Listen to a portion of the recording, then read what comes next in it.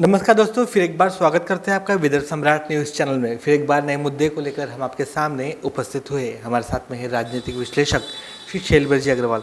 Sir, फिर एक बार विदर्भ सम्राट न्यूज़ चैनल में आपका हार्दिक स्वागत है। बहुत बहुत धन्यवाद आपको। सर, सड़कों पर जिस तरह दिवाली के पहले ही जो गड्ढे हैं उससे लोग हलाकान हैं और लोगों की भी एक मानना है कि ये गड्ढे कब बुझेंगे और लोगों को जो अच्छा रास्ता कब मिल सकता है। सर, क्या बोलेंगे इस बारे में? जगह जगह मैं देख रहा हूँ सड़कों पे भारी गड्ढे हैं, लोगों का जीना हराम हो गया है। मुझे मुर्री चौक से वाजपेयी चौक से उधर गौशाला तक, पिंड के पर मंदिर तक के मनमानी गड्ढे हैं। इधर हमारे घर की तरफ बैंक कॉलोनी रोड से सेंट्रस कॉलोनी रोड, वहाँ बालाजी मंदिर आता है, राणेश्वर मंदिर आता है, मनमानी गड्ढे हैं। वाजपेयी चौक से मुझे 2 बार फ़ोन आया संजू शर्मा का, बोले भैया इधर आप देखो, आपकी आवाज़ जब जाएगी तो कुछ होगा, नहीं तो कुछ होता नहीं है। मैं वहाँ गया, वीडियो भी बनवाया मैंने रोडों का, और देखा मनमानी गड्ढे हैं। लोग खड़े हो गए वहाँ पे, भैया हमारा चलना मुश्किल हो गया है, हम तो पैदल में गिर जाते हैं। तो मैं नेताओं से अपील करता हूँ, हमारे यहाँ गोंदिया में 2 आमदार काम कर रहे हैं, एक वर्तमान आमदार, एक एक्स एमएलए गोपाल दास जी अग्रवाल, एक विनोद अग्रवाल। दोनों एमएलए हमारे काम कर रहे हैं, रोज़ भूमि पूजन कर रहे हैं। मैं इनसे विनती करता हूँ कि भूमि पूजन से कोई मतलब ही नहीं है, आप काम कीजिए, सीधा काम कराइए। भूमि तो पूजी हुई है ब्रह्मा जी की, ब्रह्मा जी ने भूमि का किया है स्थापना, भूमि पूजी हुई है। तो भूमि पूजन में जो पैसे लगते हैं वो पैसे बचा के भूमि के गड्ढे जो हैं वो भरवाइए, डामरीकरण करवाइए। अभी दिवाली के पहले लोग हलाकान हैं, तो युद्ध स्तर पर डामर योजना से डामर भरवाइए, उसमें यानी गड्ढे समतल करवाइए। अभी मैं देखा गटर योजना से, जहाँ जहाँ गटर योजना चली वहाँ पूरे रोड ऊपर खाबड़ हो गए, जगह जगह गड्ढे बन गए, कहीं ऊंचा नहीं हो गया, कहीं नीचा हो गया। तो आप जो है भूमि पूजन के पैसे से वो काम कराई है, गड्ढे भराई है। जनता में हालाकान है, जनता तराई तराई मच रही है। नगर परिषद तो है ही नहीं अस्तित्व में, ऑफिसर लोग कोई काम करते नहीं हैं, सोए हुए हैं वो लोग। मैं जो जनप्रतिनिधि है इनसे अपील करता हूँ कि आप जनता की मांग पर गड्ढे बुझाइए। और ये जो जय स्तंभ, जो बस अड्डा मैं देखता हूँ, बस स्टॉप, वहाँ लोग खड़े रहते हैं, न उनको बैठने की जगह है, न बाथरूम जाने की जगह है। तो आप 2 सुलभ शौचालय वहाँ तुरंत बनाइए, कोई भी कोटे से बनवाइए। कई तरह के कोटे हैं, सांसद कोटा, विधायक कोटा, कोई भी कोटे से 2 सुलभ शौचालय बस अड्डे, बस स्टैंड के पास बनाइए।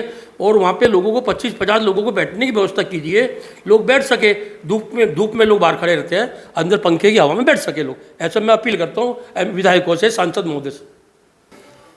सर, 7 साल से जो पुराना गंज बाजार है वो बन के रेडी है, लेकिन जो गरीब जो लोग हैं वो भूखे मर रहे हैं। ऐसे में एक राजनीति का शिकार बन रहा है सर पुराना गंज बाजार। सर, क्या बोलेंगे इस बारे में? मैंने पहले भी आवाज़ उठाया था, सीओ साहब से भी बोला था मैंने। 7 साल हो गए बन के तैयार है सब्जी मंडी वहाँ जाने के लिए, लेकिन वहाँ का जो बाजार है राजनीति का शिकार हो गया है। यहाँ के जो नेता है उनको वो सोचते हैं साले हम बंद कर देंगे यहाँ से सब्जी बाज़ार, तो हम जो दुकानदार है वहाँ पे 200-250 दुकानदार है, छोटे मोटे किराना वगैरह मिला करके, कपड़ा वगैरह मिला के, वो हमको वोट ही नहीं देंगे। यानी राजनीति का शिकार हो गया है, नेता लोग नहीं हटा सकते वहाँ से सब्जी बाज़ार। मैं शासन से उम्मीद करता हूँ जो शासन है वो हटा सकता है, नेता अगर लोग नहीं हटा सकते तो सब्जी बाज़ारों को वहाँ स्थापित कीजिए, तो वहाँ का भी व्यापार चले और यहाँ भी खुला हो जावे, यहाँ ग्राहक दुकानों में जा सके। यहाँ देखता हूँ सब्जी मंडी के कारण वहाँ की दुकानों में इतनी गर्दी रहती है, सड़कों पे कीचड़ रहती है, कचरा रहता है कि वहाँ लोग जा नहीं सकते। तो यहाँ का भी व्यापार चलेगा, वहाँ का भी व्यापार चलेगा। और वहाँ जो छोटे छोटे दुकान है, वहाँ ग्रेड मार्केट के कारण, दुकान थी वहाँ पर, अभी भी है, ग्रेड मार्केट बंद हो गया, वहाँ एकदम खाली पीली सब वहाँ बैठे रहते हैं। और मैंने सुना वहाँ के नागरिकों से कि सामने में जो जगह, वहाँ बहुत लंबी चौड़ी जगह है, वहाँ पे सुपर बाज़ार या एकदम स्मार्ट सिटी बनने वाली थी, और प्रफुल्ल पटेल ने वहाँ उद्घाटन भी किया था, ऐसा वहाँ के दुकानदार बता रहे थे। लेकिन आज वहाँ कचरा घर है, वहाँ कुछ भी नहीं है। मैं नेताओं से, शासन से अपील करता हूँ कि जल्दी जल्दी पुरानागंज में सब्जी बाज़ार ले जाया जाए, और जो खाली जगह पड़ी है वहाँ कुछ ना कुछ उपयोग लिया जाए। मैं विनती करता हूँ शासन से। सर, पूर्व पुलिस कमिश्नर मीरा बोरवणकर इन्होंने आरोप लगाया है उप मुख्यमंत्री अजित पवार पे कि जो पुलिस की जमीन है इन्होंने बेची है करके एक बड़ा आरोप लगाया है सर उप मुख्यमंत्री के ऊपर। सर, क्या बोलेंगे इस बारे में? सर, क्यों नहीं बेचेंगे भैया ज़मीन? जिसको जो दांव लगेगा वो बेचेगा। कोई ज़मीन बेचेगा, कोई हवाई जहाज बेचेगा, कोई कोयला खाएगा, कोई चारा खाएगा, जिसको जो हाथ लगे खाएगा। क्योंकि पार्टी फंड में बहुत रुपया लगता है, करोड़ों अरबों खरबों रुपया लगता है पार्टी फंड में, वो कहाँ से जुटाएंगे? स्थानीय जो नेता है वो तो ठेकेदारों से कमीशन लेके अपना चुनाव लड़ लेंगे, खर्च चला लेंगे। लेकिन जो बड़े नेता है उनको उम्मीदवारों को पैसा देना पड़ता है। आज विधायक का कोई चुनाव लड़ता है उसको 25 से 50 करोड़ रुपए लगता है। नगर अध्यक्ष का कोई चुनाव लड़ता है तो उसको 5 करोड़ रुपया लगता है, 2 करोड़ से 5 करोड़। लोकसभा के लिए 50 करोड़ से 100 करोड़ लगता है। तो जो उम्मीदवार होता है पार्टियों का, ये तो इतना पैसा लगा नहीं सकता, तो पार्टी फंड ऊपर से आता है। तो पार्टी के जो बड़े नेता है कोई ना कोई घोटाला करके धन अर्जित करते हैं और वो पार्टी फंड में जाता है। इसलिए कोई गलत बात नहीं है, उन्होंने ज़मीन बेचा, किसी ने कुछ बेचा, कोई गलत बात नहीं है, उनको पैसा लगता है। इसके लिए दोषी हम हैं, हम जनता है दोषी कि उनसे खर्चा करवाती है, रुपया लेते हैं, हम दोषी है, इसलिए घोटाले करते हैं। हम अगर चुनाव में एक पैसा नहीं लेंगे, हम चुनाव में कोई भी नेता से खर्चा नहीं कराएंगे, योग्यता के आधार पर, कार्यक्षमता के आधार पर सेवा भावी लोगों को चुन के देंगे तो घोटाले ही नहीं होंगे। हम दोषी है। और मैं केंद्र सरकार से अपील करता हूँ, सबसे बड़ा घोटाला, सबसे बड़ा कमाई का जरिया राज्यों का गृह मंत्रालय होता है। तो गृह मंत्रालय केंद्र को अपने अधीन करना चाहिए। जैसे केंद्र शासित प्रदेश है, दिल्ली है, वहाँ की पुलिस, वहाँ का गृह विभाग केंद्र सरकार के हाथ में है। और यहाँ राज्यों के यहाँ देखा मैंने उगाई करती है। राज्य सरकारें पुलिस के माध्यम से, केंद्र गृह मंत्रालय के माध्यम से अरबों खरबों रुपया महीने का उगाई करती है। ये बंद हो जाएगा, भ्रष्टाचार कम होगा। मैं अपील करता हूँ शासन से फिर से कि सभी राज्यों का गृह मंत्रालय अपने अधीन कर लेवे।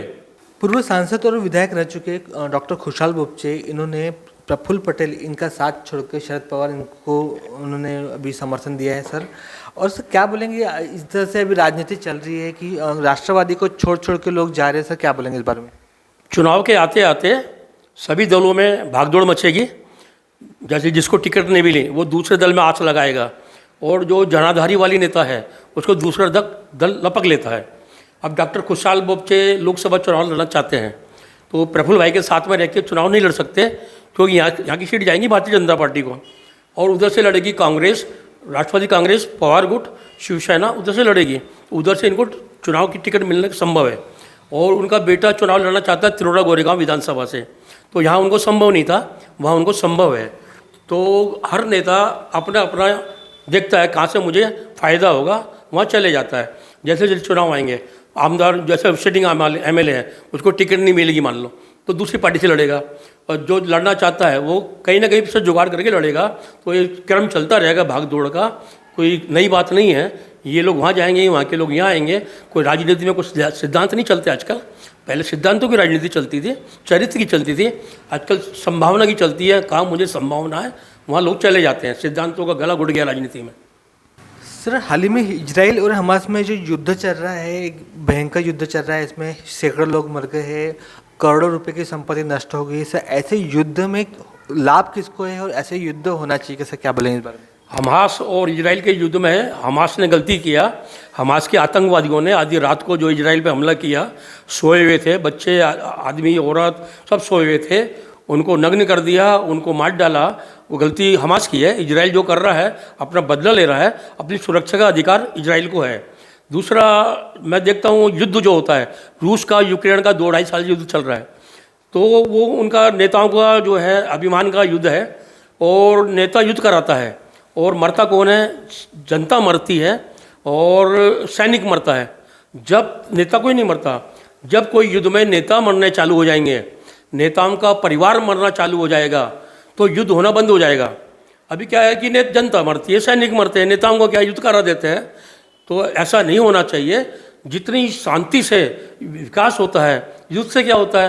अरबों खरबों रुपए की संपत्ति जल के नष्ट हो जाती है, हजारों लाखों लोगों की जान चले जाती है। युद्ध नहीं होना चाहिए। मैं सभी देशों के जो सत्ता प्रमुख है उनसे निवेदन करता हूँ, जहाँ तक संभव हो सके युद्ध को टालिए, क्योंकि इससे कोई भला होने वाला नहीं है। सर धन्यवाद। दोस्तों आज का ये स्पेशल एपिसोड आपको कैसा लगा जरूर हमें सूचित करें। अगर आपको हमारे एपिसोड अच्छे लगते हैं, आप पसंद करते हैं, तो उसको लाइक करें, शेयर करें और हमारे चैनल को सब्सक्राइब करना बिल्कुल ना भूलें, ताकि आने वाले एपिसोड का नोटिफिकेशन आपके मोबाइल पे आए। देखते रहिए विदर्भ का नंबर 1 चैनल विदर्भ सम्राट। धन्यवाद।